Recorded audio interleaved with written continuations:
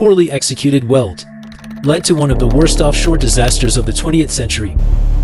The Alexander L. Gilland was a Norwegian semi-submersible platform operating in the North Sea. On March 27, 1980, one of its 5 main columns collapsed without warning. The cause? A fatigue fracture in a key structural brace, the D6. The origin lay in a weld only 6 millimeters thick, poorly executed, with little penetration, and high stress points. In less than a minute, the platform capsized completely. 123 workers died. An ignored weld, an avoidable tragedy. Engineering doesn't forget mistakes. Learn with Calcbook.